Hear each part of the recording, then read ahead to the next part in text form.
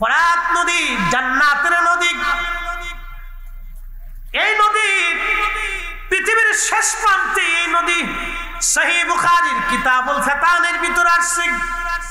এই নদী তখনই শুকাবে যখন নদীর ভিতর থেকে স্বর্ণের পাহাড় ভেসে উঠবে। একসাথে বলা যাবে সুবহানাল্লাহ।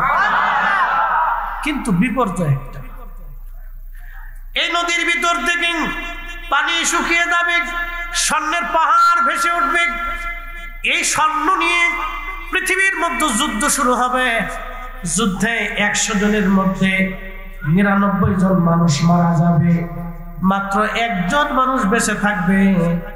বর্তমানে যদি পানি শুকায় যায়, স্বর্ণের পাহাড় যদি ভেসে আসে, তাহলে মনে রেখে দেন বর্তমানে পৃথিবীতে মানুষ আছে 800 কোটি। এই 800 কোটি মানুষের মধ্যে যুদ্ধ বেঁধে যাবে।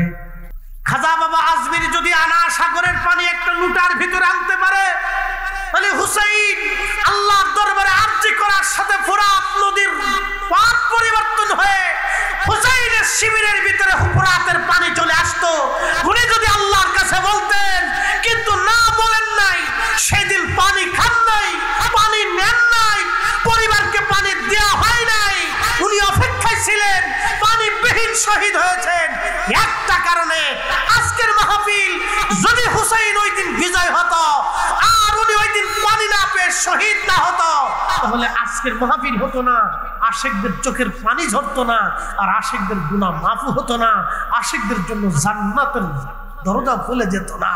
শুধু হুসাইন শহীদ হয়েছে এই উম্মতকে নাজাতের জন্য, বেহেশতের রাস্তা দেখানোর জন্য। কথা বলুন ঠিক?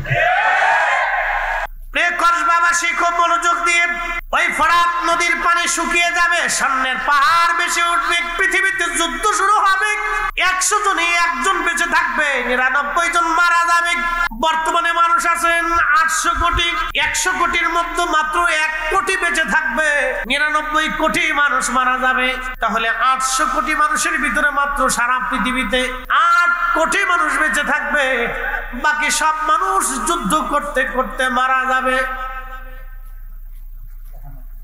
এই ঘটনাটা কিয়ামত আসার আগে ঘটবে দুনিয়াতে।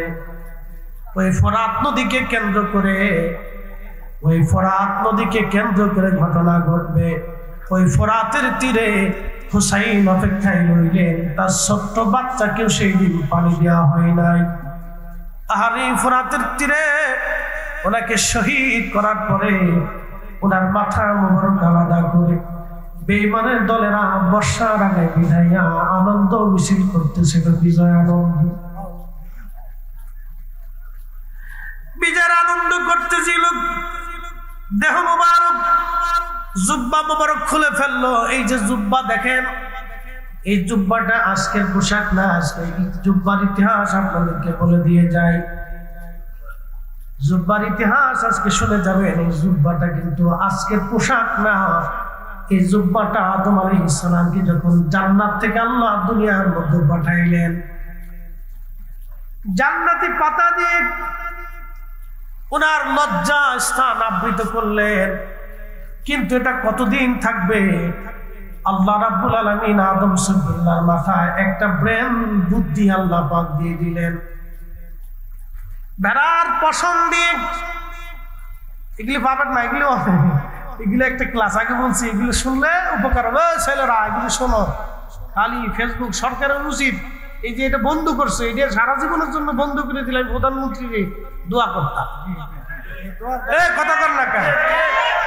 ওনার জন্য 2 রাকাত নামাজ পড়িয়া আমি প্রধানমন্ত্রীর জন্য দোয়া করতাম যে উনি দেশে ফেসবুক বন্ধ করে দিচ্ছে। কি কথা ঠিক না? এটা বন্ধ করে দিলে আমার দেশের ছেলেরা ক্রিকেট নিয়ে, ফুটবল নিয়ে মাঠে নেমে যাবে, খেলাধুলা করবে, শরীর ভালো থাকবে। ও টাইম মতো 8টার সময়, 9টার সময়, 10টার সময় ঘুমাবে, সকালবেলা ঘুম থেকে উঠবে।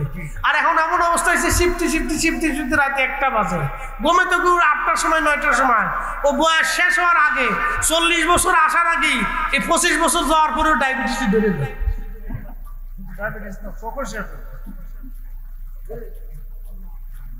আমি প্রধানমন্ত্রীকে 2 রাকাত নামাজ পড়ি, একবার ওনার জন্য দোয়া করতাম যদি ফেসবুক বন্ধ করে দিতে, একবার চিরদিনের লেগে বাংলাদেশ নিষিদ্ধ করে দিত।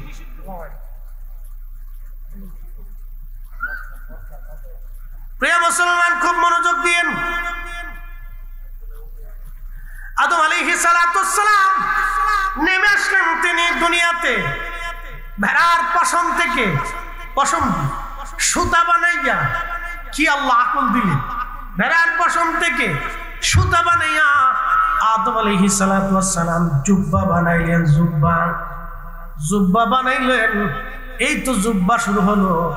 আজও দেখেন আরবরা জুব্বা ছাড়ে না, ওরা হাজার হাজার কোটি টাকার মালিক, বাংলাদেশের সর্বোচ্চ ধনী যারা, বিভিন্ন গ্রুপ ইন্ডাস্ট্রির মালিক, 2-10টারে একজন ধনী আরবের কিনে নিতে পারে, সারা বাংলাদেশ কিনতে পারে, এরকম ধনী আরবে আছে। সারা বাংলাদেশ কেনার মতো তৌফিক এমন ধনী আরবে আছে, কিন্তু জুব্বা ছাড়ে না। একসাথে বলবেন না মারহাবা। আর আমরা কয়দিন পয়সা বলে হইলে এখান থেকে ফ্যান ছিঁড়ে যায়, এখান থেকে ফাইডে যায়, এখান থেকে উড়ে যায়, এখান থেকে কাইটে যায়, কত কোয়ালিটির ভাই, কোয়ালিটির শেষ নাই। ফ্যান নামটি নামটি হুতার নিচে নেমে যায়, ওটা হাফ লেংট হয়ে গেছে, হাফ প্যান্ট পরে রাস্তা দিয়ে ঘুরে, ওটা কোন কোয়ালিটির, পাগল না ছাগল বুঝি না, খয়রাতি না বিকারি, তাল বুঝতে পারবে। পয়সা একটু বলি ওর আর মাথা ঠিক কাজ করে। আরে আমার জাতীয় পোশাক তুই লুঙ্গি না পর্যন্ত পর, কি কথা কর না, এটা তো আমার জাতীয় পোশাক, এটা আমার জাতীয়তা। আমি যে বাংলাদেশি তার প্রমাণ হলো লুঙ্গি, একটা গামছা, এটা আমার জাতীয় পোশাক, তুমি এটা ধরে রাখো। আরবরা তাদের জাতীয় পোশাক ওই যে বাবা আদম আলাইহিস সালাম ওই যে পারছে আজ পর্যন্ত ছাড়ে না, কোনদিনও আরবরা ছাড়ে না। এই আরবদের ইতিহাসে আজও পর্যন্ত হাসতে হবে রাহমাতুল লিল আলামিন জায়গাটা চিহ্নিত করে রাখছে, মসজিদের আপনার মেহরাব করে রাখা হয়েছে। ওই ছোট্ট মসজিদে নবীজি আসরের নামাজ পড়লেন, জোহরের নামাজ পড়লেন, আসরের নামাজের পরে কাফেররা নবীকে আক্রমণ করল। হুজুরের দন্ত মুবারক ওই মসজিদের ওইখানে শহীদ হলো, উহুদের পাশে একবারে সাথে। অনেক এই আপনার মুআল্লিমরা নেয় না, খরচা হবে, সময় ব্যয় যাবে, এই জন্য ওরা নেয় না। এটা যদি আপনারা সুন্নি আলেমদের সাথে যান তো ওরা আপনাদেরকে খুঁটে খুঁটে দেখাবে, এখানে দন্ত মুবারক শহীদ হয়েছে। তখন আপনার কাছে একটা আত্মতৃপ্তি লাগবে, ভালো লাগবে যে এখানে জায়গাটা দেখলাম। আপনার কাছে কষ্ট লাগবে, ব্যথা লাগবে। এই রাসূল কারীমের স্মৃতি বিজড়িত জায়গাগুলি দেখলে আপনার কাছে একটা আত্মার একটা প্রশান্তি আছে। যাই হোক, যে কথা বলছিলাম, ওই মসজিদে বর্তমানে মসজিদ করা হয়েছে, আগেও ছিল।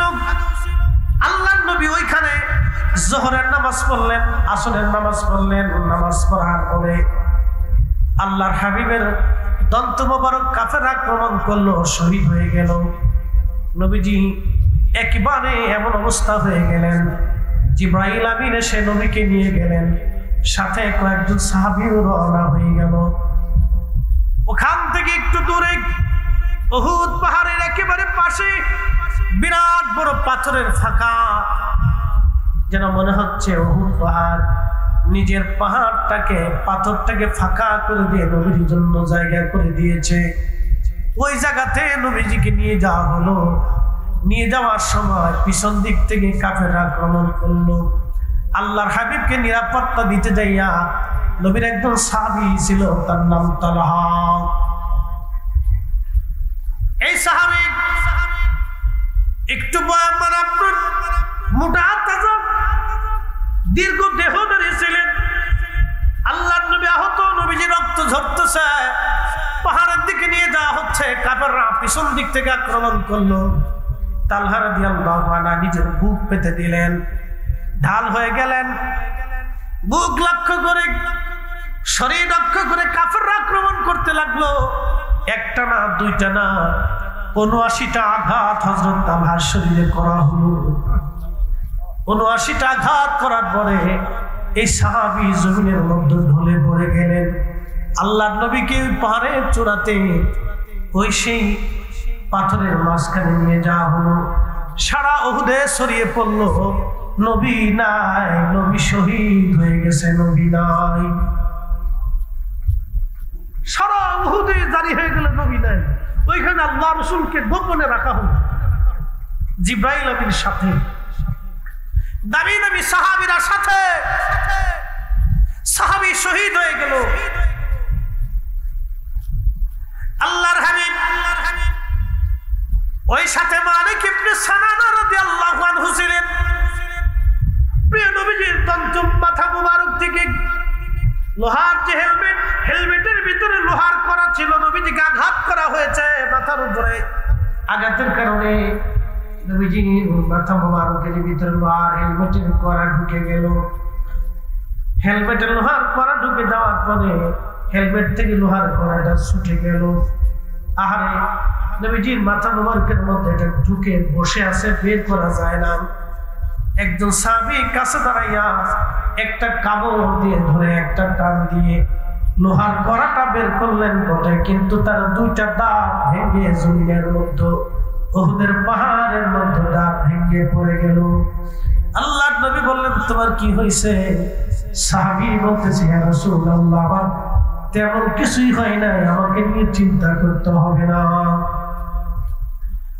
রক্ত গড়িয়ে পড়ে সাহাবী মালিক ইবনে সানানা দৌড়ে এসে চিন্তা করলেন, যদি কাপড় দিয়ে নবীজির রক্ত মুবারক যদি মুছতে যাই আমি, তাহলে এই রক্ত মুবারক মুছতে গেলে ক্ষতর ভিতরে কাপড় লেগে নবীজি ব্যথা পাবে, কষ্ট হবে। এটাকে বলা হয় ড্রেসিং। ড্রেসিং যদি করতে যায় আল্লাহর হাবিবের কষ্ট হয়ে যাবে। সালাদ চট দিয়ে যদি রক্ত মুছতে যাই প্রিয় নবীর কষ্ট হবে না। আমার জিহ্বাটাকে আল্লাহ নরম করে বানাইছে, জিহ্বাখানা লাগাই দিয়ে হযরত মালিক ইবনে সানানা চেটে চেটে চেটে চেটে রক্ত পান করতে লাগলেন। এমন সময় সাহাবীরা বলল, মালিক রে, তুমি কি জানো না রক্ত পান করা হারাম? মালিক ডাকতে বললেন, সাহাবীরা, আমি মালিকের জীবন থাকা অবস্থায় আল্লাহর হাবিবের রক্ত মুবারক আমি জমিনের মধ্যে পড়তে দেব না। উনি নিজে গিলে গিলে খেয়ে ফেলতে লাগলেন। একবার জোরে বলা যাবে কি আল্লাহু আকবার? মুহাব্বতে জাতি। আল্লাহর নবী ডাকতে বলতেছে, সাহাবীরা রে, যদি তোমরা আল্লাহর জান্নাতি কোন মানুষ তোমরা দেখতে চাও, আমার মালিকের চেহারার দিকে তাকাও। আমার মালিক আল্লাহর জান্নাতি বান্দা। আমার রক্ত যা রক্তের সাথে মিশে গেল সে আল্লাহর জান্নাতি, সে কখনো জাহান্নামে যেতে পারে না। একবার জোরে বলা যাবে আল্লাহু আকবার। রাসূলের আব্বা আম্মা জান্নাতি না জাহান্নামী? হ্যাঁ, জান্নাতি। আরো জোরে, জান্নাতি। হ্যাঁ, জান্নাতি। আল্লাহর হাবিবের আব্বা আম্মা জান্নাতি। আমার দেশে যারা বুকে হাত বেঁধে নামাজ পড়ে ওরা বলে তারা জাহান্নামী। কি বুঝলেন? এবার যদ্দূর পারে নদীর পিছনে নামাজ পড়ে, অসুবিধা নেই। আপনার যত খাবার আছে ওরা খাওয়া, ও দোয়া মানে না। আপনি মরে যাবেন, একটা বারের জন্য আপনার দোয়া করবেন। যত খাবার আছে খাওয়া, অসুবিধা নেই। আপনারটা আপনি খাওয়াবেন, আমার কি? কিন্তু পরে আফসোস করে যে আল্লাহ রাসূলের আব্বা আম্মাকে জাহান্নামী মনে করতে পারে। এর চাইতে নেককারজনক আকীদা, নিকৃষ্ট মতবাদ পৃথিবীর মধ্যে কোনো মুসলমানদের ভিতরে হতে পারে না। কথা কোন ঠিক কিনা? একবারে নিকৃষ্ট এক বেদাতি আকীদা, নিকৃষ্ট আকীদা, যা শয়তান পর্যন্ত ডরায়, আজাজিল পর্যন্ত এই কথা শুনলে ডরায় যে সর্বনাশ আমার উপর আল্লাহ আসমান থেকে নাযিল গজব এসে পড়ে। মালিক ইবনে সানানা কে নবীজি বললেন, দেখো তোমরা জান্নাতি মানুষের চেহারা দেখো। আমার রক্ত যার শরীরের মধ্যে লেগে গেল, মিশে গেল যার রক্তের সাথে, সে কখনো জাহান্নামে যেতে পারে না। আচ্ছা আপনারা বলেন, মালিক ইবনে সানানা আল্লাহর নবীকে মহাব্বতের জাতি ভালোবাসার জন্য আল্লাহর জান্নাতের সার্টিফিকেট নিয়ে তিনি চলে গেলেন। একবার জোরে বলা যাবে আল্লাহু আকবার। ওনার উত্তর কি ছিল?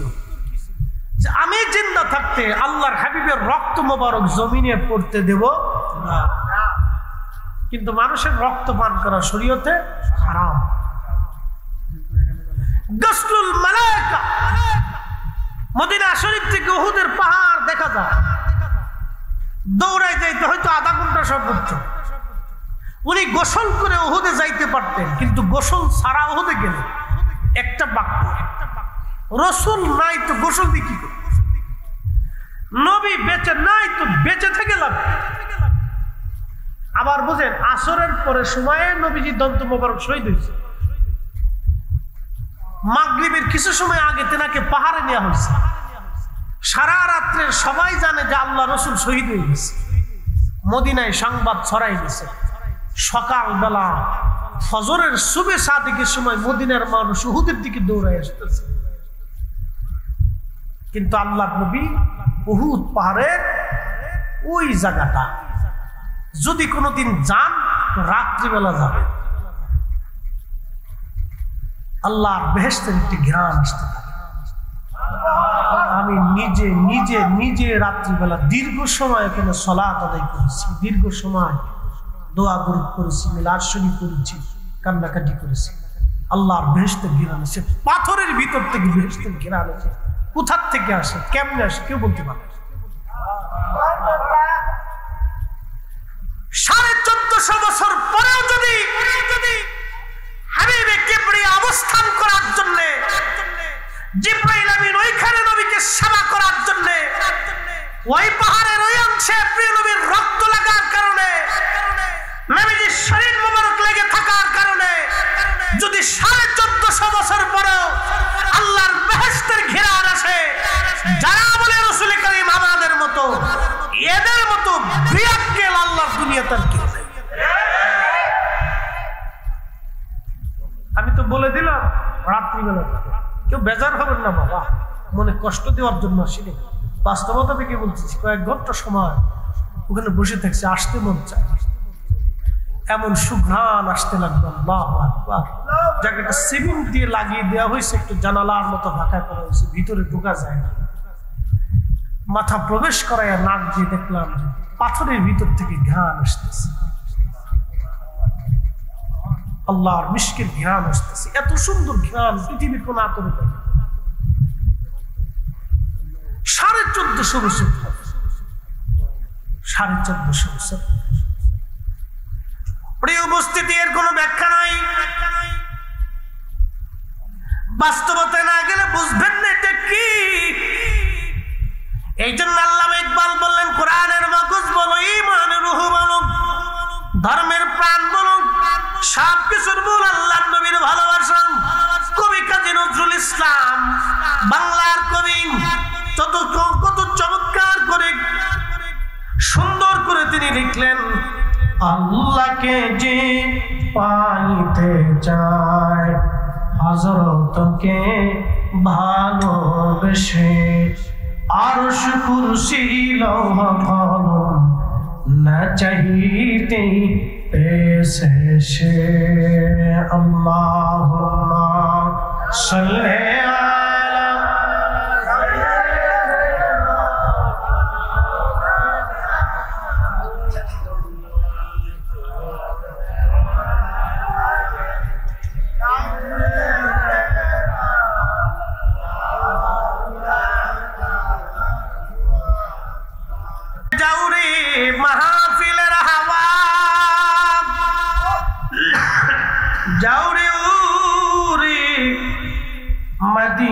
মদিনায় আমাদের দুরূদ পৌঁছে দিও, নূর নবীজির পাক রওজায়। আল্লাহুম্মা সাল্লি আলা মাশাআল্লাহ মুহাম্মদ ওয়া আলা আলি সাইয়্যিদিনা।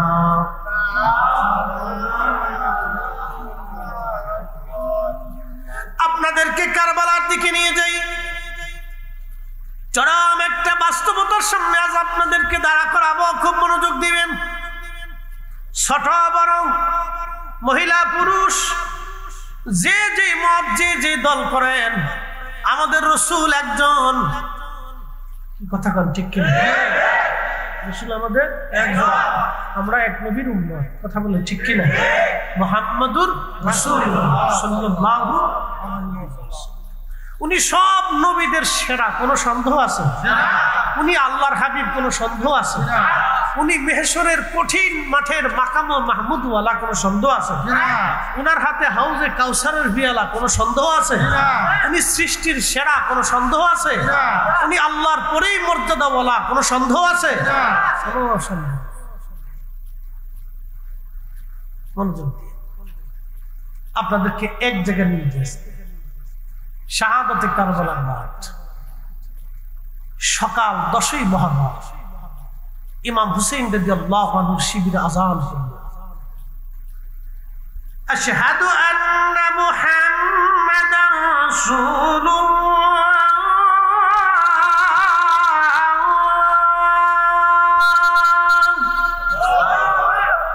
খুব মনোযোগ, ইমাম শিবিরে আযান করল, ওনার সঙ্গী 72 জন, মহিলা সহ 100 জন, প্লাস মাইনাস হতে পারে, কম বেশি হতে পারে। ওদিকে আর একটা আযান করছে, আল্লাহু আকবার, আল্লাহু আকবার, আশহাদু আন্না মুহাম্মাদার রাসূলুল্লাহ।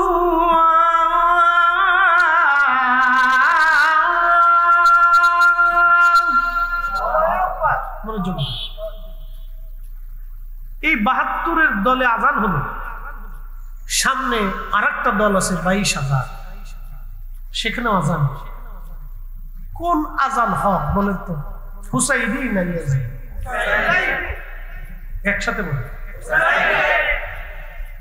যদি আপনি বলেন হুজুর হুসাইনি হক, তাহলে আমি বলবো হুসাইনের ভিতরেও কালেমা আছে, ইয়াজিদের মধ্যে কালেমা সেই।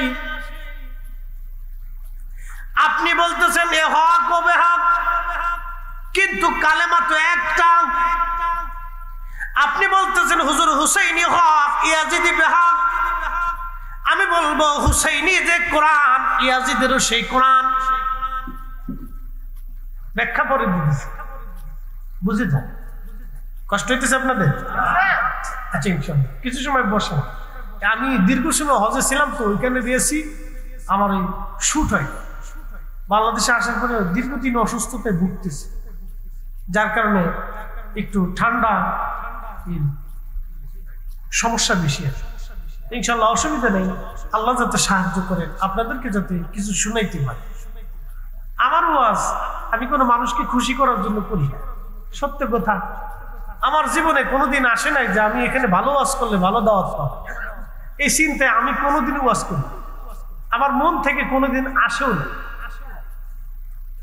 কোনোদিন মন থেকে আসে নাই যে আমি এখানে ভালো ওয়াজ করলে, একবারে সেরকম করলে মানুষ আমার আর 10টা দাওয়াত দেয়। অনেকে বলে হুজুর ওয়াজ ঢাকা লাগলে আরো 10টা দাওয়াত করেন, কিন্তু দাওয়াতের আসে ওয়াজ করে।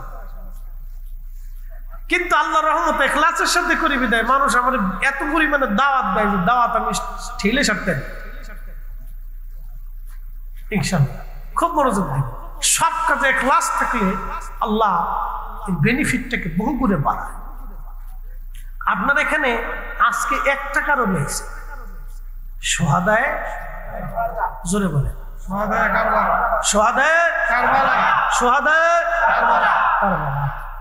বলে এখানে তাদের মোহাম্মতে কেন আসছেন? ওনাদেরকে ভালোবাসলে কি না আল্লাহ রাসূল বলতেছে। ওটা পরে যাইতেছি, ব্যাখ্যাটা পরে যাইতেছি।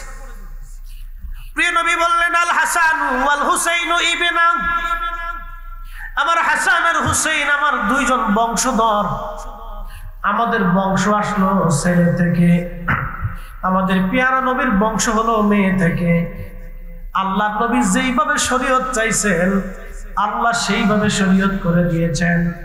আমাদের বংশ ছেলে থেকে, আর আমাদের পেয়ারা নবীর বংশ আসলো মেয়ে থেকে। আল হাসানু আল হুসাইন ইবনা, আমার হাসান আর হুসাইন আমার 2 জন বংশধর। মানে হাব্বাহুমা, ওদেরকে যারা ভালোবাসবে, নবী বলেন ফাকাদ আহাব্বানি, সে আমাকে ভালোবাসবে। একবার জোরে বলা যাবে কি সুবহানাল্লাহ। আজকের মাহফিল সুহাদায়ে ভালোবাসার কারণে এই ভালোবাসাটা শুধু কারবালায় নাই, এই ভালোবাসাটা কারবালা হয়ে মদিনায় চলে গেছে। কথা বলেন ঠিক না বেঠিক? এই ভালোবাসাটা এখন কারবালায় নাই, ভালোবাসাটা কারবালার জন্য, আওলাদে রাসূলের জন্য। কিন্তু ভালোবাসা ওইখানে না। নবী বলতেছেন ওইখান থেকে যদি ভালোবাসো, মানে হাব্বাহুমা, আমার হাসান আর হুসাইনকে যদি ভালোবাসো, ফাকাদ আহাব্বানি, তোমরা আমি নবীকে ভালোবাসবে। ভালোবাসা শুধু মদিনায় থাকবে না, নবী বলতেছেন ভালোবাসাটা ট্রান্সফার হয়ে যাবে। ফাকাদ আহাব্বানি ও মান আহাব্বানি, যে আমাকে ভালোবাসবে, আহাব্বাহুল্লাহ, সে আরশের মালিকরে ভালোবাসবে। ভালোবাসা ট্রান্সফার হয়ে মদিনা থেকে আরশে মুআল্লায় চলে গেল। একসাথে বলা যাবে কি আল্লাহু আকবার? আজকের ভালোবাসাটা কি এইখানে আছে না আসমানে চলে গেছে? আরশে মুআল্লাতে চলে গেছে।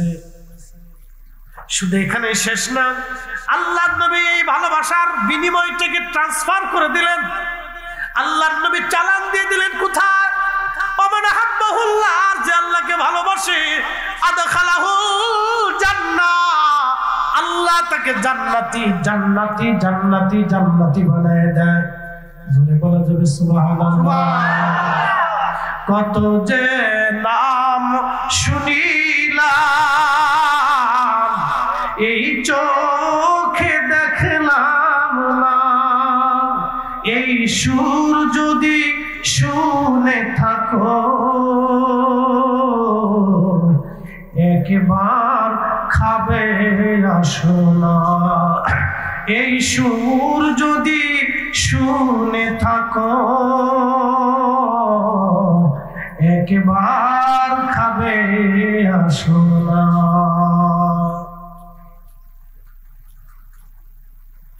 আইসা লাভ হয়েছে না লস? না, জোরে বলে লাভ আছে। কেউ যদি মনে করে যে বেদাতি মাহফিল, কপালের উপর ঠাড়া পড়ছে, বাকি যে কি কথা কয়ে লাভ নাই। আল্লাহ রসুলের হাদিস অনুযায়ী কপালের উপরে ঠাড়া পড়ছে, তার বাস্তব প্রমাণ হাদিসের পরের লাইনে আসে। ওমান আবগাদাহুমা, তাদেরকে যারা কষ্ট দেবে, ফাকাদ আবগাদানি, মূলত তারা আমি নবীকে কষ্ট দেবে। তাদের গলায় যারা ছুরি চালাবে, মূলত আমি নবীর গলায় ছুরি চালাবে। তাদের গায়ে যারা বর্ষার আঘাত করবে, মূলত আমি নবীকে তারা বর্ষার আঘাত করবে। তাদেরকে যারা ভয় দেখাবে, মূলত আমি নবীকে তারা ভয় দেখাবে। তাদেরকে যারা পানির কষ্ট দেবে, মূলত আমি নবীকে তারা পানির কষ্ট দেবে। তাদেরকে যারা তৃষ্ণার্ত রাখবে, মূলত আমি নবীকে তারা তৃষ্ণার্ত রাখবে। ওমান আবগাদানি ফাকাদ আবগাদাহুল্লাহ, যে আমাকে কষ্ট দেবে তারা মূলত আল্লাহকে কষ্ট দেবে। ওমান আবগাদাহুল্লাহ আদখালাহুন নার, আর যারা আল্লাহকে কষ্ট দিবে, এই কষ্টের লাস্ট বেনিফিট আমার মালিক তাকে জাহান্নামী জাহান্নামী জাহান্নামী বানাবে। এই জন্য বললাম, বেদাতের দোহাই দিয়ে কেউ যদি সুহাদায়ে কারবালা মাহফিল থেকে চলে যায়, বুঝতে হবে কপালের মধ্যে ঠাড়া পড়ছে। কি কথা বলে?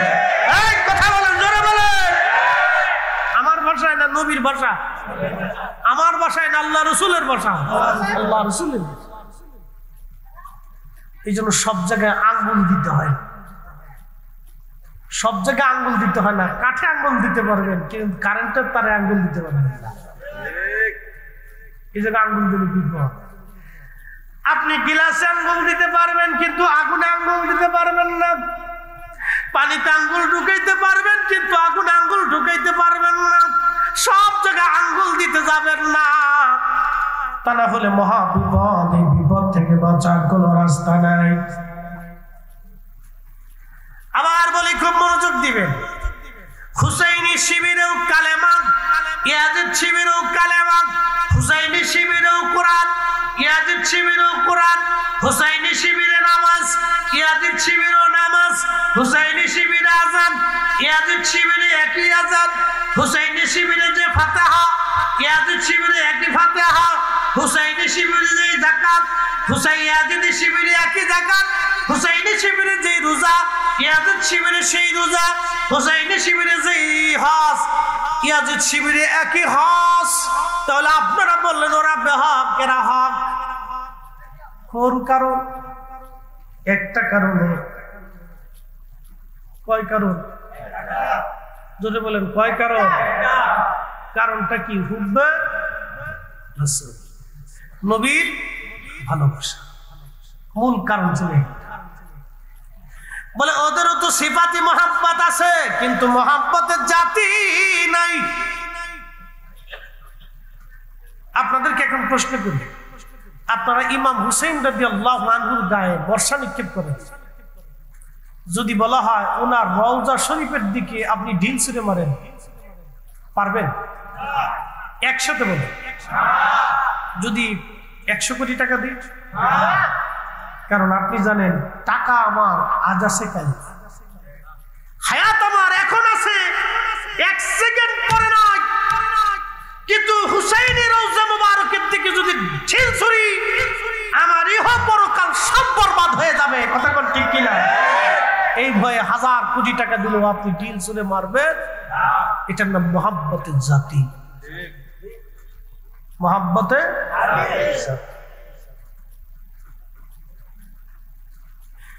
এই মোহাব্বতটা ইয়াজিদ শিবিরে না থাকার কারণে হুসাইনি পরিবারের উপরে অকথ্য জুলুম তারা করেছে। আহারে জুলুমের শেষ কোথায়? এত কঠিন জুলুম তারা করলো। ঘটনার মাধ্যমে একটা ঘটনা শোনাই। আমি বেশি কারবালার লম্বা আওয়াজ আপনাদেরকে শোনাবো না, শুনে যাবেন। হযরত ইমাম হুসাইন রাদিয়াল্লাহু আনহু শাহাদাতের পরে, মানুষ মরে যাওয়ার পরে তার সাথে আর কোনো শত্রুতা থাকে না। একটা কথা মনে রাখবেন, একটা মানুষ মারা গেছে, মরে যাওয়ার পরে তার সাথে আর কোনো শত্রুতা নাই। আপনি তার দুর্নাম করার কোনো প্রয়োজন নাই, তার বদনাম করার প্রয়োজন নাই। সে মারা গেছে, সে আল্লাহর কাছে চলে গেছে। এখন ফয়সালা যিনি করবেন তিনি আমার আল্লাহ। এই জন্য মরা মানুষের সমালোচনা করা নিষেধ। মনোযোগ দিবেন বাবাজি, খুব মনোযোগ দিবেন, কথাগুলি শুনে যাবেন। ইমাম হুসেইন শহীদ হয়ে যাবার পরে ওরা ক্ষান্ত হয় নাই, ওনার দেহ মুবারক থেকে মাথা মুবারক কেটে ফেলে দেওয়া হলো। আহা, একটু চিন্তা করবেন, মাথা মুবারক আলাদা করে ফেলা হলো, দেহ মুবারক আলাদা করা হলো। মাথা মুবারক বর্ষার আগে ঝুলাইয়া তারা আনন্দ করতে লাগলো। কারবালায় বিজয় আনন্দ করতে লাগলো, বিজয়ের আনন্দ করতে লাগলো। এমন একজনের মাথা মুবারক যার নানার কালেমার সাক্ষ্য দিয়ে তারা আযান দিল, যার নানার কালেমার সাক্ষ্যর কারণে তারা এই দুনিয়াতে হেদায়েতের রাস্তা খুঁজে পাইল। যার নানার কালেমার সাক্ষ্যর কারণে তাদের পূর্বপুরুষরা হেদায়েত পেয়েছিল। যে ফোরাত নদী পানি তারা হুসাইনি পরিবারকে দেয় নাই, মনোযোগ দিবেন, এই ফোরাত নদী দুনিয়ার কোন নদী না। এই ফোরাত নদীর উৎসটা হলো আল্লাহর জান্নাত থেকে। যে একটা গাছ আছে, গাছের নাম হচ্ছে আপনার সিদরাতুল মুনতাহার বড়ই গাছ। এই বড়ই গাছের তলদেশ থেকে আর এক বর্ণনায় আসছে জান্নাতুল ফিরদাউস থেকে এই নহরটা এসেছে। একটা নদীর নাম ফোরাত, আর একটা নদীর নাম নীল নদ। এই দুইটা নদীর উৎস হলো আল্লাহর জান্নাত থেকে। একবার জোরে বলা যাবে আল্লাহু আকবার। এইজন্য নদী কখনো শুকায় না। পৃথিবীর সব নদী শুকাবে, এই দুইটা নদী শুকাবে। পৃথিবীর সব কুয়া শুকাই যাবে, কিন্তু কয়েকটা কুয়া পৃথিবীতে শুকাবে না। একটা জমজম কুয়া, আর একটা বীরে শিবা, আর কয়েকটা কুয়া আছে যে কুয়ার ভিতরে আল্লাহ নবী থুতু মুবারক ফেলেছে। এই কুয়া কোনোদিন শুকাবে না। বন্ধু মনোযোগ দিবেন, অ্যাটেনশন। ছেলেপেলেরা, ছোট ছোট বাচ্চারা বসো বসে পড়ো বাবা, বসে পড়ো, বসে পড়ো। ছোট বাচ্চা যারা আছে তোমরা বসে পড়ো, ছোটরা বসে পড়ো। বসো, তোমরা বসো, বসলে ভালো লাগবে। তোমাদের এই বয়সে আমরা কত বসে বসে ওয়াজ শুনছি, কিছু শুনলে কিছু শিখা যায়। আপনি যেটা এই মনে করেন যে 10 দিন পড়ে না পাবেন, আজকে শুনে আপনার আমার কাছ থেকে ক্লাস নিয়ে গেলে সেটা আপনি পাইছেন। পড়ার সাথে শোনার কথা মনে থাকে বেশি। অনেকে দেখবেন পরে মনে থাকে না, কিন্তু শুনলে মনে থাকে। তো শোনাটা মনে থাকবে, এগুলি জানার বিষয় আছে। আপনি ফরাত নদী আল্লাহর জান্নাত থেকে এটা নহর সৃষ্টি হয়েছে, এই হাদিস পড়তে পড়তে আপনার কয়েক হাজার হাদিস পড়ার পরে আপনি পাবেন। আমরা 20 বছর পড়তে পড়তে এগুলো পেয়েছি। ফরাত নদী জান্নাতের নদী। এই নদী পৃথিবীর শেষ প্রান্তে, এই নদী সহিহ বুখারীর কিতাবুল ফিতানের ভিতর আসছে। এই নদী তখনই শুকাবে যখন নদীর ভিতর থেকে স্বর্ণের পাহাড় ভেসে উঠবে। একসাথে বলা যাবে সুবহানাল্লাহ। কিন্তু বিপর্যয় একটা, এই নদীর ভিতর থেকে পানি শুকিয়ে যাবে, স্বর্ণের পাহাড় ভেসে উঠবে। এই স্বর্ণ নিয়ে পৃথিবীর মধ্যে যুদ্ধ শুরু হবে। যুদ্ধে 100 জনের মধ্যে 99 জন মানুষ মারা যাবে, মাত্র 1 জন মানুষ বেঁচে থাকবে। বর্তমানে যদি পানি শুকিয়ে যায়, স্বর্ণের পাহাড় যদি ভেসে আসে, তাহলে মনে রেখে দেন বর্তমানে পৃথিবীতে মানুষ আছে 800 কোটি। এই 800 কোটি মানুষের মধ্যে যুদ্ধ বেঁধে যাবে। রাশিয়া আমেরিকা যুদ্ধ শুরু হবে। 2 বেল্ট, পৃথিবীর বেল্ট কিন্তু এখন 2টি। একটা হলো রাশিয়ান বেল্ট আর একটা হলো মার্কিন বেল্ট। যদি একবার আমেরিকার রাশিয়ার মধ্যে যুদ্ধ বেঁধেই যায়, তাহলে পৃথিবীতে বিশ্বযুদ্ধ বেঁধে যাবে, পারমাণবিক যুদ্ধ বেঁধে যাবে। যার যত পারমাণবিক অস্ত্র আছে, বোমা আছে, মারতে থাকবে। একটা পর্যায়ে পৃথিবীর বর্তমান সভ্যতা ধ্বংস হয়ে যাবে। আহা, কত মানুষ মরে যাবে তার কোনো হিসাব নাই। পৃথিবী ধ্বংসস্তূপে পরিণত হয়ে যাবে। আল্লাহর নবী বলেন, উম্মত রে তোমরা শুনে নাও, এই নদী শেষ হয়ে যাবে। নদীর নাম কি? ফোরাত। নদীর নাম কি? আসছে কোথা থেকে? জান্নাত থেকে। একসাথে বলা যাবে আল্লাহু আকবার। আর জান্নাত থেকে আসলো কার উসিলা? আমার রাসূলের উসিলা। কিন্তু তার দৌহিত্ররা ওই ফোরাতের পর আজকে পানি পায় না। বুঝে যেতে হবে, তার দৌহিত্রটাই ফোরাতের তীরে পানির অপেক্ষায় কাতর ভাবে তাকিয়েছে, কিন্তু পানি দেয় নাই। খাজা বাবা আজমিরি যদি আনা সাগরের পানি একটা লুটার ভিতরে আনতে পারে, তাহলে হুসাইন আল্লাহর দরবারে আরজি করার সাথে ফোরাত নদীর পাট পরিবর্তন হয়ে হুসাইনের শিবিরের ভিতরে ফোরাতের পানি চলে আসতো। উনি যদি আল্লাহর কাছে বলতেন, কিন্তু না বলেন নাই, সেদিন পানি খান নাই, পানি নেন নাই, পরিবারকে পানি দেওয়া হয় নাই, উনি অপেক্ষায় ছিলেন, পানি বিহীন শহীদ হয়েছেন। একটা কারণে আজকের মাহফিল যদি হুসাইন ওই দিন বিজয় হতো আর উনি ওই দিন পানি না পেয়ে শহীদ না হতো, তাহলে আজকের মাহফিল হতো না, আশিকদের চোখের পানি ঝরতো না, আর আশিকদের গুনাহ মাফু হতো না, আশিকদের জন্য জান্নাতের দরজা খুলে যেত না।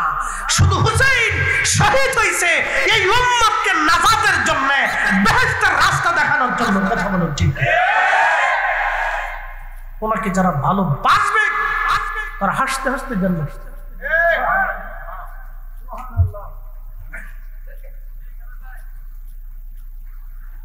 কসবাবাসী খুব মনোযোগ দিয়ে, ওই ফোরাত নদীর পানি শুকিয়ে যাবে, সামনের পাহাড় বেশি উঠবে, পৃথিবীতে যুদ্ধ শুরু হবে। 100 জনে 1 জন বেঁচে থাকবে, 99 জন মারা যাবে। বর্তমানে মানুষ আছেন 800 কোটি। 100 কোটির মধ্যে মাত্র 1 কোটি বেঁচে থাকবে, 99 কোটি মানুষ মারা যাবে। তাহলে 800 কোটি মানুষের ভিতরে মাত্র সারা পৃথিবীতে 8 কোটি মানুষ বেঁচে থাকবে, বাকি সব মানুষ যুদ্ধ করতে করতে মারা যাবে। এই ঘটনাটা কিয়ামত আসার আগে ঘটবে দুনিয়াতে। ওই ফোরাত নদীকে কেন্দ্র করে ওই ফোরাত নদীকে কেন্দ্র করে ঘটনা ঘটবে। ওই ফোরাতের তীরে হুসাইন অপেক্ষায় রইলেন, তার ছোট্ট বাচ্চাকেও সেই দিন পানি দেওয়া হয় নাই। আর এই ফোরাতের তীরে ওনাকে শহীদ করার পরে ওনার মাথা মোবারক আলাদা করে বেঈমানের দলেরা বর্ষার আগে বিদাইয়া আনন্দ মিছিল করতেছিল, বিজয় আনন্দ, বিজয়ের আনন্দ করতেছিল। দেহ মোবারক, জুব্বা মোবারক খুলে ফেললো। এই যে জুব্বা দেখেন, এই জুব্বাটা আজকের পোশাক না, আজকে জুব্বার ইতিহাস আপনাদেরকে বলে দিয়ে যায়। জুব্বার ইতিহাস আজকে শুনে যাবেন। এই জুব্বাটা কিন্তু আজকের পোশাক না। এই জুব্বাটা আদম আলাইহিস সালামকে যখন জান্নাত থেকে আল্লাহ দুনিয়ার মধ্যে পাঠাইলেন, জান্নাতি পাতা দিয়ে ওনার লজ্জা স্থান আবৃত করলেন। কিন্তু এটা কতদিন থাকবে? আল্লাহ রাব্বুল আলামিন আদম সুবহানাল্লাহর মাথায় একটা ব্রেন বুদ্ধি আল্লাহ পাক দিয়ে দিলেন। ভেড়ার পশম দিয়ে, এগুলি পাবেন না, এগুলো একটা ক্লাস আগে বলছি, এগুলো শুনলে উপকার হবে। ছেলেরা এগুলো শোনো, খালি ফেসবুক সরকারের উচিত এই যে এটা বন্ধ করছে, এটা সারা জীবনের জন্য বন্ধ করে দিলে প্রধানমন্ত্রী দোয়া করতাম। কথা কর না কেন? ওনার জন্য 2 রাকাত নামাজ পড়িয়া আমি প্রধানমন্ত্রীর জন্য দোয়া করতাম যে উনি দেশে ফেসবুক বন্ধ করে দিচ্ছে। কি কথা ঠিক না? এটা বন্ধ করে দিলে আমার দেশের ছেলেরা ক্রিকেট নিয়ে, ফুটবল নিয়ে মাঠে নেমে যাবে, খেলাধুলা করবে, শরীর ভালো থাকবে। ও টাইম মতো 8টার সময়, 9টার সময়, 10টার সময় ঘুমাবে, সকালবেলা ঘুম থেকে উঠবে। আর এখন এমন অবস্থা হয়েছে শিফটি রাতে 1টা বাজে, ঘুমে তো 8টার সময়, 9টার সময়। ও বয়স শেষ হওয়ার আগে, 40 বছর আসার আগেই এই 25 বছর যাওয়ার পরেও ডায়াবেটিস ধরে যায়।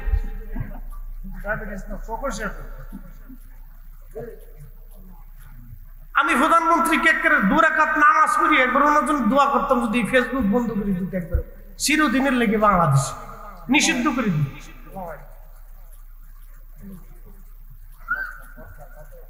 প্রিয় মুসলমান, খুব মনোযোগ দিয়েন। আদম আলাইহিস সালাতুস সালাম নেমে আসলেন তিনি দুনিয়াতে ভেড়ার পশম থেকে, পশম সুতা বানাইয়া, কি আল্লাহ আকল দিলেন, ভেড়ার পশম থেকে সুতা বানাইয়া আদম আলাইহিস সালাতুস সালাম জুব্বা বানাইলেন। জুব্বা বানাইলেন। এই তো জুব্বা শুরু হলো। আজও দেখেন আরবরা জুব্বা ছাড়ে না। ওরা হাজার হাজার কোটি টাকার মালিক, বাংলাদেশের সর্বোচ্চ ধনী যারা, বিভিন্ন গ্রুপ ইন্ডাস্ট্রির মালিক, 2-10টারে একজন ধনী আরবের কিনে নিতে পারে, সারা বাংলাদেশ কিনতে পারে, এরকম ধনী আরবে আছে। সারা বাংলাদেশ কেনার মতো তৌফিক এমন ধনী আরবে আছে, কিন্তু জুব্বা ছাড়ে না। একসাথে বলবেন না মারহাবা? আর আমরা কয়েকদিন পয়সা বলে হইলে এখান থেকে ফ্যান ছিঁড়ে যায়, এখান থেকে ফাইডে যায়, এখান থেকে উড়ে যায়, এখান থেকে কাইটে যায়। কত কোয়ালিটির ভাই, কোয়ালিটির শেষ নাই। ফ্যান নামটি হুতার নিচে নেমে যায়, ওটা হাফ লেংথ হয়ে গেছে, হাফ প্যান্ট পরে রাস্তা দিয়ে ঘুরে। ওটা কোন কোয়ালিটির? পাগল না ছাগল বুঝি না, খয়রাতি না বিকারি, তাল বুঝতে পাওয়া যায়। পয়সা একটু বলি ওর আর মাথা ঠিক কাজ করে। আরে আমার জাতীয় পোশাক তুই লুঙ্গি না পর্যন্ত পর, কি কথা কর না? এটা তো আমার জাতীয় পোশাক, এটা আমার জাতীয়তা। আমি যে বাংলাদেশি তার প্রমাণ হলো লুঙ্গি, একটা গামছা, এটা আমার জাতীয় পোশাক। তুমি এটা ধরে রাখো। আরবরা তাদের জাতীয় পোশাক ওই যে বাবা আদম আলাইহিস সালাম ওই যে ফার্সে আজ পর্যন্ত ছাড়ে না, কোনদিনও আরবরা ছাড়ে না। এই আরবদের ইতিহাসে আজও পর্যন্ত। খুব মনোযোগ দিয়ে।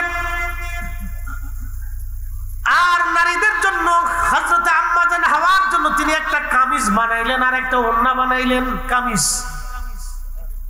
মেয়েদের জন্য প্রথম পোশাক হলো কামিজ এবং ওড়না। এই 2টা পোশাক আদম আলাইহিস সালাম আম্মা জানের জন্য বানাইলেন। খুব মনোযোগ দিবেন। এটা আদম আলাইহিস সালামের পোশাক বানালেন জুব্বা। হযরত ইমাম হুসাইন রাদিয়াল্লাহু আনহুর পবিত্র জুব্বা খুলে ফেলে দিয়ে ইয়াজিদ বাহিনী তার দেহ মোবারক আবৃত করে দিয়ে, জুব্বা খুলে ফেলে দিয়ে তার দেহ মোবারক বের করে নিয়ে তারা একটা দুইটা না 70টা ঘোড়া তারা সিরিয়াল করল। আপনারা জানেন যুদ্ধের ঘোড়াগুলি, যে ঘোড়াগুলি মাল টানে অথবা কাজ করে অথবা যুদ্ধের জন্য দৌড়ের জন্য ব্যবহার করা হয়, এই ঘোড়ার পায়ের নিচে লোহা দিয়ে আপনার ব্যবহার করা হয়, পায়ের নিচে খুরের নিচে লোহা ব্যবহার করা হয়, যাতে খুরটা ভেঙে না যায়, ছিঁড়ে না যায়, ফেটে না যায়, ঘোড়া যাতে পড়ে না যায়।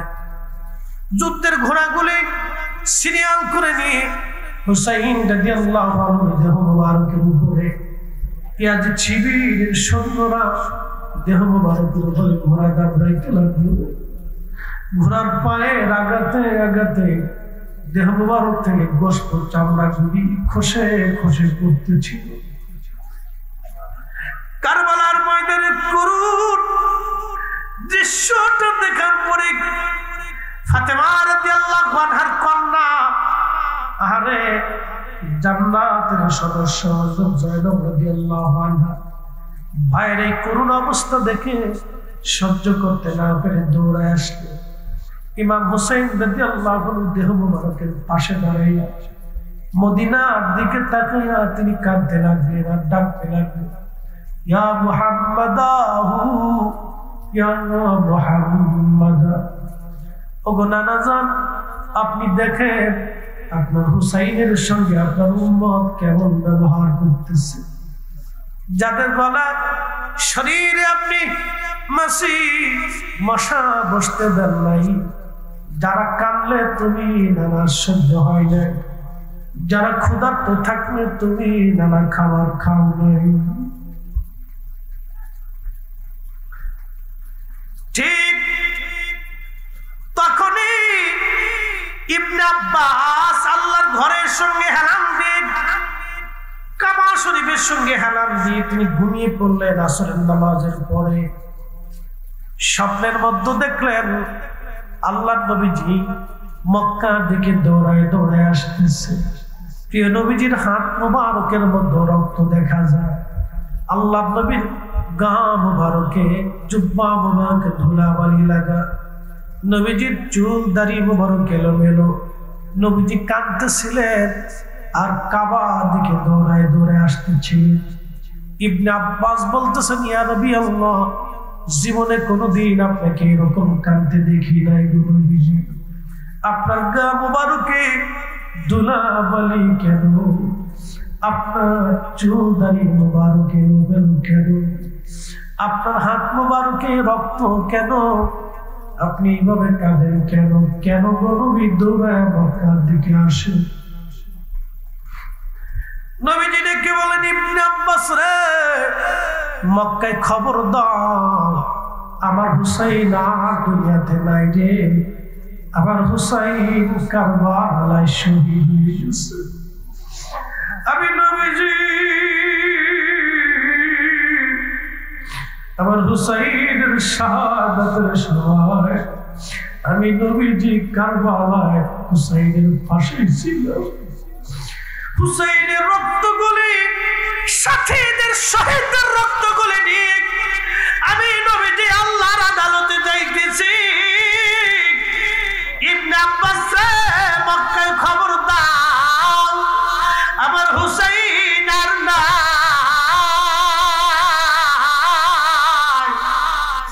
আমার হুসাইন কারবালায় শহীদ হয়ে গেছে। আখেরি সালাম ওহে নানা জান, আপনার হুসাইন জান কারবালার ময়দান গো নানা, কারবালার ময়দান। কারবালার ময়দানে যাইয়া দিব গলা কাটাইয়া, আর নায়া শিব ফিরে নানা, আর নায়া শিব ফিরে মদিনা মুকাম। আপনার হুসাইন যার কারবালার ময়দান। আখেরি সালাম লন, আখেরি সালাম লন ওহে নানা জান, আপনার হুসাইন যায় কারবালার ময়দান, গো নানা কারবালার ময়দান। আল্লাহুম্মা সাল্লি আলা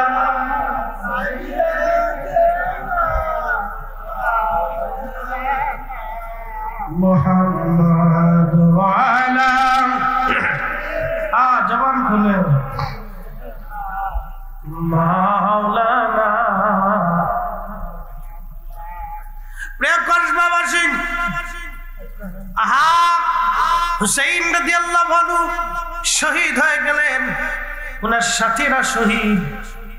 সবার দেহ মোবারক থেকে মাথা কেটে নিয়ে যাওয়া হলো, সবার দেহ থেকে মাথা কাটা হলো, মাথাগুলি কেটে কেটে তারা নিয়ে গেল। সেই দিন তারা হুসাইন রাদিয়াল্লাহু আনহু দেহ মোবারক দাফন করে দিয়ে ফোরাত নদী থেকে পানি এনে সারা কারবালার মাঠ এরা ভরে দিল। একটু মনোযোগ দিয়ে, ফোরাত থেকে পানি এনে হুসাইন রাদিয়াল্লাহু আনহুর দেহ মোবারক দাফন করে দিয়ে সারা কারবালা থেকে কারবালা ভরে ভরে পানি সেরে সেরে দিয়ে মাটিগুলি সমান করে দিল, যাতে হুসাইন রাদিয়াল্লাহু আনহুর কবর কোন জায়গা দুনিয়ার মানুষ কোনোদিন খুঁজে না পায়। ওদের চিন্তা ছিল হুসাইনের কবর যাতে খুঁজে না পাওয়া যায়, ওনার মাজার যাতে কোনোদিন খুঁজে পাওয়া না যায়, সেই জন্য তারা মাটি সমান করে দিয়ে পানি দিয়ে তারা একবারে সমান করে দিল, যাতে হুসাইনের মাজার কোথাও খুঁজে না পাওয়া যায়। কিন্তু আল্লাহর সিদ্ধান্ত ছিল ভিন্ন। ওরা যদিও শত্রুতা করেছে, যদি ওদের সিদ্ধান্ত ভিন্ন, কিন্তু আল্লাহর সিদ্ধান্ত আলাদা। একসাথে বলা যাবে আল্লাহু আকবার। এখানে একটা চমৎকার ঘটনা আছে, খুব মনোযোগ দিয়ে উহুদের সাথে মিলে যাবে দেখি। হুসাইন রাদিয়াল্লাহু আনহু দেহ মুবারক মাটির নিচে, কবর কোথায় কোনো চিহ্ন নেই। সারা এলাকায় কবরের চিহ্ন হারিয়ে ফেললো, পানি দিয়ে সমান করে দিচ্ছে যাতে কোথাও কবরের চিহ্ন খুঁজে পাওয়া যায়। ওরা চলে গেল। এক বেদুইন আশিক রসুল, ওই যে আগে বলছি এশকে রসুল কলিজার ভিতর থেকে যার আসে, ওটা টাকা দিয়ে কিনা যায় না, টাকা দিয়ে কেনা যায় না, দলিল দিয়ে বুঝানো যায় না, দলিল দিয়ে বুঝানো যায় না, টাকা দিয়ে কেনা যায়। এটা আল্লাহ যারা দয়া করে তার কলিজার ভিতরে আল্লাহ দিয়ে দেয়, মনোযোগ দিয়ে। হুসাইন রাদিয়াল্লাহু আনহু দেহ মুবারক মাটির নিচে, বেদুইন শুনতে পারছে হুসাইন রাদিয়াল্লাহু আনহু কারবালায় শহীদ। বেদুইন দেরি করলেন না, সুদূর মরুভূমির ভিতর থেকে রওনা হয়ে গেলেন। মরুভূমির ভিতর থেকে আসিয়া কারবালাতে উপস্থিত হইয়া বেদুইন সারা কারবালার মানুষদেরকে জিজ্ঞাসা, কারবালাবাসী তোমরা বলো আমার হুসাইনের কবর কোন জায়গা আছে? কারবালার লোকজন বলতেছিল, বেদুইন হুসাইনের কবর কোন জায়গা আছে আমরা বলতে পারবো না, তাকে দাফন করে দিয়ে পানি এনে সারা কারবালার মাঠ একবারে পানি দিয়ে তারা সমান করে দিয়ে গেছে। মাটিগুলি কবরের চিহ্ন হারায় গেছে, কবর কোথায় খুঁজে পাওয়া সম্ভব না। ওই বেদুইনের চিন্তা ইমাম ইবনে কাসির আল বেদায় ওয়ান নেহার মধ্যে ঘটনাটা লিখতেছেন। বেদুইনের চিন্তা আসলো, আমার হুসাইন জান্নাতের যুবকদের সর্দার, আল হাসানু ওয়াল হুসাইনু সাইয়্যিদা শাবাবি, আহলিল জান্নাহ, সে জান্নাতের যুবকদের সর্দার। যেহেতু সে জান্নাতের যুবকদের সর্দার, সেহেতু তার কবর থেকে জান্নাতের ঘিরান আসবে, তার দেহ থেকে জান্নাতের ঘিরান আসবে, তার কবরের মাটি থেকেও জান্নাতের ঘিরান আসবে। চিৎকার মেরে জোরে বলেন আল্লাহু আকবার।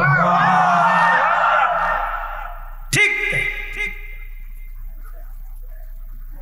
1450 বছর পরে উহুদ থেকে নবীর ঘিরান পাওয়া যায়। এখনো আমি তার নিজেরা সাক্ষী, দীর্ঘ সময় আমি সেই সুঘ্রাণ পেয়েছি। আল্লাহর নবী যেখানে চিকিৎসা নিয়েছিলেন, বিশ্রাম করেছিলেন, উহুদের পাহাড়ের ফাটা জায়গা থেকে, শুধু এখান থেকে 1450 বছর পর ঘ্রাণ আসে। ওই বদর চিন্তা হলো হুসাইন রাদিয়াল্লাহু আনহু যেখানে ঘুমানো, উনি জান্নাতের যুবকদের সর্দার, প্যারা নবীর দৌহিত্র, নবীদের শরীরের অংশ, ওনার শরীর থেকে জান্নাতের ঘিরান আসবে। একসাথে বলা যাবে কি ইয়া রাসূলুল্লাহ, জান্নাতের ঘিরান আসবে। উনি মাটি পরীক্ষা করতে লাগলেন, সারা কারবালা থেকে মাটি নেন, নাকের কাছে নিয়ে সুঘ্রাণ নেন, কিন্তু কোন মাটির ভিতর থেকে সুঘ্রাণ আসে না। যখনই হুসাইন রাদিয়াল্লাহু আনহু মাকবারা রওজা শরীফের কাছে যে মাটি নিলেন, নেওয়ার সঙ্গে সঙ্গে নাকে যখন লাগাইলেন, লক্ষ্য করলে ওই মাটির ভিতর থেকে আল্লাহর জান্নাতের মিশকের ঘ্রাণ আসতেছে।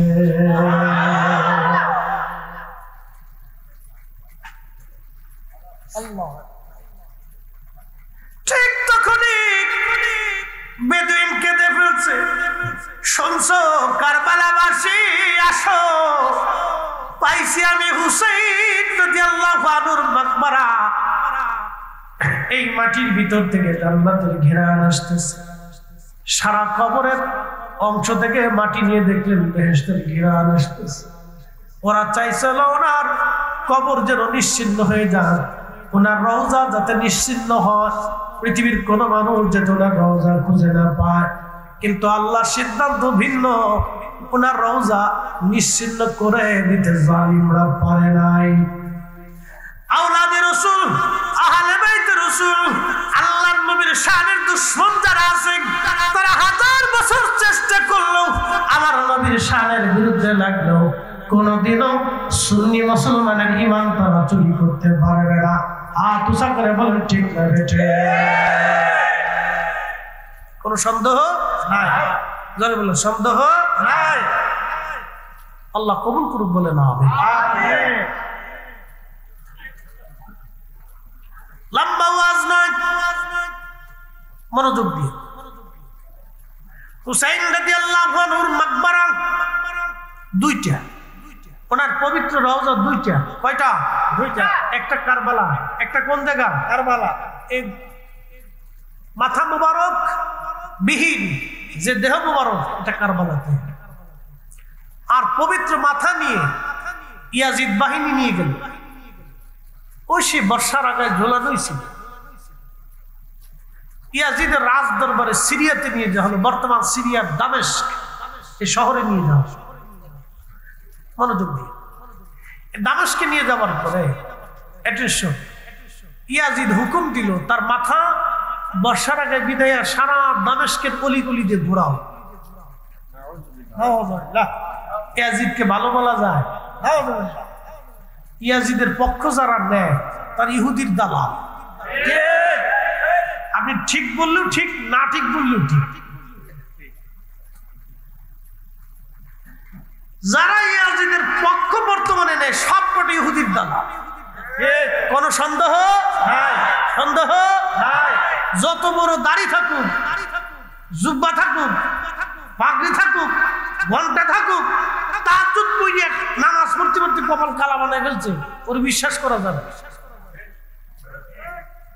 যে ইয়াজিদকে মানে প্রশংসা করে তাকে বিশ্বাস করা যাবে না, বিপদ আছে। একিব নষ্ট। ইয়াজিদ হুকুম দিল মাথা সারা সিরিয়াতে ঘোরাও। এটা আমি আমার নিজস্ব বক্তব্য থেকে বলতেছি না, ইমাম ইবনুল কাসির আল বেদায়া থেকে বলতেছি। আমি একবারে পৃথিবীর নির্ভরযোগ্য তারিখের কিতাব থেকে বলতেছি, একবার পৃথিবীর সবচেয়ে নির্ভরযোগ্য তারিখের কিতাব, যে তারিখের কিতাবটা যারা আমাদের বিরোধিতা করে তারাও মানে, আল বেদায়া থেকে বলতেছি। সারা এলাকায় সরানো হলো, দামেস্কের অলিগলি দিয়ে ঘোরানো হলো, সেই পবিত্র মাথা মোবারক নিতে নিয়ে যাওয়া হলো বর্তমানে গাজা। এটার আগে নাম ছিল আসকালান। ইতিহাস শুনে যাবে না যুবকরা, এটি তো পড়ে না, খালি পাতিয়ে আসছে, কি পড়ে না পরে আল্লাহ যা। আসকালান, এই আসকালানে ওনাকে দাফন করা হলো মাথা মোবারক। দাফন করার 470 বছর পর, মনে রেখেন 530 হিজরি, ওনার ইন্তেকাল 60 হিজরি, 530 হিজরি, 470 বছর পর, 470 বছর পরে ওই গাজার আসকালানটা খ্রিস্টানরা দখল করে নিল। এখন যেমন ইসরায়েল দখল করে নিছে, ওই সময় খ্রিস্টানরা দখল করে নিয়ে গেল। মিশরের যিনি রাষ্ট্রপ্রধান, তিনি চিন্তা করলেন আমার সাইয়্যিদ হুসাইন রাদিয়াল্লাহু আনহুর পবিত্র মাথা মোবারক আসকালানে খ্রিস্টানদের অধিকারে থাকবে, তা হয় না। এই পবিত্র মাথা মোবারক যে কোনো মূল্যে নিয়ে আসা লাগবে, কারণ ওইখানে থাকলে ওনার যথেষ্ট সম্মান হবে না। মিশরে নিয়ে আসলে ওনার যত উপযুক্ত সম্মান দিয়ে আমরা মিশরে রেখে দিব। গভর্নর বা রাষ্ট্রপ্রধান তিনি প্রস্তাব দিলেন খ্রিস্টান বাহিনীর কাছে। ওরা বলল মাথা নিয়ে যাও। ওই মাথা দিয়ে তো আমাদের কোনো কাজ নাই, কিন্তু মাথা তো নিবা, বিনিময় ছাড়া আমরা মাথা দেব না। বলে কি পরিমাণ তোমরা চাও? বলে 30,000 স্বর্ণের দিরহাম দেওয়া লাগবে। 30,000 স্বর্ণের দিরহাম সেটিখানি কথা না, বর্তমানে শত শত কোটি মার্কিন ডলার। 30,000 দিরহাম। মিশরের রাষ্ট্রপ্রধান চিন্তা করলেন টাকা চলে যাক, কিন্তু আওলাদে রাসূল সুলতান কারবালা, জান্নাতের যুবকদের সর্দার, ওনার পবিত্র মাথা আমি আনবো, এনে মিশরে দাফন করব। এর চাইতে পরম সৌভাগ্য আমার জীবনে আর হতে পারে না। আল্লাহু আকবার। আজকের মাহফিল সুহাদায়ে, যারা বলেন সুহাদায়ে লাভ না লস, কি পরিমাণে কোন হিসাব আছে বলতে পারবো, বিগয়রি হিসাব, বুঝে যাবেন। হাজরাতে ইমাম হুসেন রাদিয়াল্লাহু আনহুর মাথা মোবারক আনতে যাওয়া হলো। মিশর থেকে সৈন্যবাহিনী নিয়ে, উলামা ইকরাম নিয়ে, মন্ত্রী পরিষদ, আমির উমরা নিয়ে বাদশা নিজে রওনা হয়ে গেলেন। কিন্তু রওজা শরীফে যাওয়ার আগে সবাই পায়ের জুতা খুলে ফেললেন। মারহাবা, মারহাবা। কিসের জুতা? পায়ের জুতা। জোরে বলেন পায়ের জুতা। আদব না বেয়াদব? আদব। জোরে বলেন আদব। আমি নিজে দেখছি হেরেমে কাবা শরীফে হাজিরা জুতা পাই দিয়ে তওয়াফ করতেছে। আহা, বড় দুঃখজনক অবস্থা। ইসলামটা কি নজদিরা একটা রুচিহীন করে দিচ্ছে। আমার কাছে আশ্চর্য লাগে, বড় আশ্চর্য লাগে। বলে হুজুর আশ্চর্য হচ্ছেন কেন? বলতেছি, আপনারা যে কাবা শরীফে দলিল দিতেছি, একবারে আমি কোরআন হাদিসের দলিল দিব, একবারে বাস্তব দলিল দিব, শুনে যান। কষ্ট হচ্ছে? হাত উঁচা করে বলেন তো আল্লাহু আকবার। হাত তোমান। এবার আসেন দলিল। মাকামে ইব্রাহিম, আপনি কি হজে গেছেন? না, যাওয়ার সুযোগ নেই। বাইতুল তো গেছেন না? আচ্ছা, মাকামে ইব্রাহিম, দুইজন আমার দুই ভাই আছেন, আরো আছেন যারা হজে গেছেন বা উমরা গেছেন বা চাকরি। মাকামে ইব্রাহিম, হযরত ইব্রাহিম আলাইহিস সালামের কদম মুবারকের দাগ সাপ পাথরের ভিতরে বসে গেছে। আর হুজুর করিম সাল্লাল্লাহু আলাইহি ওয়াসাল্লামের কদম মুবারকের দাগ পাথরের ভিতরে মেরাজে যাওয়ার সময় বাইতুল আকসাতে যে পাথরের উপর কদম রয়েছিল সেই বাইতুল আকসার পাথর এখনো বাইতুল আকসাতে আছে। মারহাবা কর। সেই পাথর থেকে আমাকে যিনি আমার সাথে ছিলেন একজন মাওলানা, তার সিলেটে বাড়ি, তার নাম খাজা মাইনুদ্দিন আহমদ জালালাবাদী, উনি ওনার মামা বলি, তো বলতেছে মামা আজকে উহুদে এইখানে যে সুঘ্রাণটা আমি পাইছি আল্লাহর কসম, আমি সেই সুঘ্রাণটা বাইতুল আকসাতে নবীজির এই কদম মুবারকের ছাপ থেকে পেয়েছি। আমি বললাম মামা তাহলে আমাকে বাইতুল আকসাতে নিতে হবে, নিয়ে যাবো। সেখান থেকে একই রকম সুঘ্রাণ আমি পাইছি, আজকে উহুদে যে সুঘ্রাণ পাইছি উনি এর আগে যাই নাই কখনো। ওই দিন রাত্রিবেলা আমার কেন্দ্রে মন শুধু বারবার টানতেছে। আমি বললাম যে চলেন না, এখন রাত হয়েছে, একটু ওদের ওইখান থেকে ঘুরে আসি। কত জায়গা দোয়া করছি, তা আল্লাহ রসুল এখানে বিশ্রাম করছিলেন, তো এখানে বসে দোয়া। তা আমার সাথে আরো 2-3 জন হাজি, সবাই আলেন। তাহলে ঠিক আছে, তাহলে চল। এখানে যেই সুগ্রামটা তার মনোযোগ দিন, এটা শোন, কথাটা খুব গুরুত্বপূর্ণ। ইব্রাহিম আলাইহিস সালামের কদম মুবারকের ছাপ, এটার নাম মাকামে ইব্রাহিম আলাইহিস সালাতু ওয়াস সালাম। এখন এখানে আরো হাজিরা আছেন, বলেন মাকামে ইব্রাহিম, ওখানে ইব্রাহিম আলাইহিস সালামের মাকাম, এর অর্থ হলো ওই পাথরের উপরে পা রেখে ইব্রাহিম আলাইহিস সালাম কাবা ঘরের পাথর গাঁথতেন, আর ইসমাইল আলাইহিস সালাম পাথর এনে দিয়েছেন, আর ওই পাথরের উপরে পাড়া দিয়ে এই পাথর অটোমেটিক ভাবে উপরে উঠে যাইতেছে। হ্যাঁ না হয়েছে না? আরো জোরে। আমাদের লিফট এটা বিজ্ঞানের যন্ত্র দিয়ে টেনে উঠানো হয়, আর ইব্রাহিম আলাইহিস সালামের লিফট কদম মুবারকের ছাপ মাকাম ইব্রাহিম, এটা অটোমেটিক উঠতে থাকতো, নামতে থাকতো। আরো জোরে বলে, হ্যাঁ না আরো জোরে বলে। তেলের গাড়ি তেলে চলে,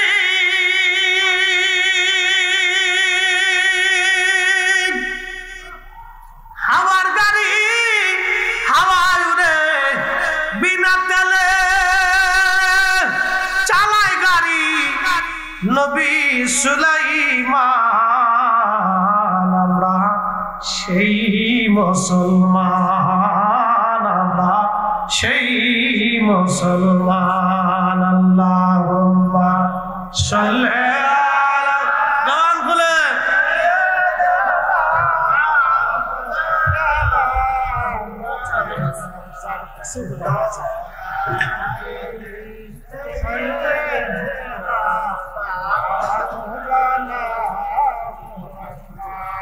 আপনাদের মনে কষ্ট হইতেছে, এই দুরুতের আওয়াজটা দুর্বল লাগতেছে। বাবাজি এই আওয়াজটা এখানে থাকে না, মদিনায় কোথায় চলে যায় জানি। এটা গরমের কারণে শারীরিক রাত তো কম হয়েছে না, 12:30 বাজে, ওয়াজও কম হয়েছে না, 1.5-2 ঘন্টা চলে। কেমনে চলে গেছে আমি নিজেও জানি না। একসাথে বলবেন না মারহাবা? ওয়াজও কিন্তু কম হয়েছে না, প্রায় 1.5-2 ঘন্টা চলতেছে। কোথায় দিয়ে টাইম চলে গেছে আমরা নিজেও জানি না। গরমের ভিতরে আপনারা বসে রয়েছেন, এটা টাকার জন্য না, এটা আল্লাহর এবং সোহাদে কারবালার মহাব্বতে বসে রয়েছে। এটা নির্ভেজাল মহাব্বত। কি ভেজাল? জোরে বলেন। যে চোখে পানি আসছে এটার ভিতরে ভেজাল আছে না? নামাজ পড়ছেন ভেজাল থাকতে পারে, বলে ভেজাল কেমন? ইখলাসের ভেজাল। রোজা রাখছেন ভেজাল থাকতে পারে, ওই মুখে ফাঁসা কথা আইছে বা মিশে কথা কইছেন বা কারো গালি টালি দিচ্ছেন বা কারো গিবত করছেন, ভেজাল হইতে পারে। জাকাত দিচ্ছেন ভেজাল হইতে পারে, বলে ওটা কেমন? এই যে আপনি জাকাত দেওয়ার সময় চিন্তা করছেন যে মানুষ আমাদের খুব ক্রেডিট চিন্তা করছে, এটা আসতে পারে, অন্তরে আসতে পারে, খায়েশ আসতে পারে, ওটাও আপনারও আসতে পারে, আমারও আসতে পারে।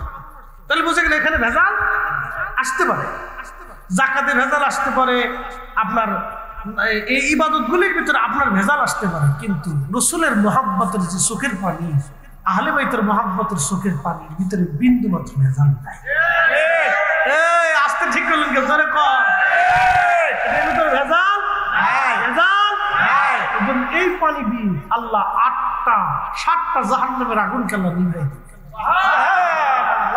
বিরাট বড় দামি, আজকে ব্যাখ্যা করে বুঝাই দিই। বিরাট দাম, এটার দাম আর ওজন আপনি নিজে মাপতে পারবেন।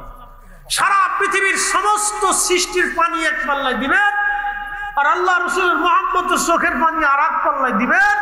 এক ফোঁটা পানি, মাছির মাথার পরিমাণ পানি এক পাশে দিবেন, तमाम সৃষ্টির পানি আর এক পাশে দিবেন, কিন্তু ওই পানির ওজন এই পানির কাছে কিছুই না। এত দামি পানি, এত মনে জবান খুলে দেন, একসাথে জবান খুলে পড়ি আল্লাহুম্মা সাল্লি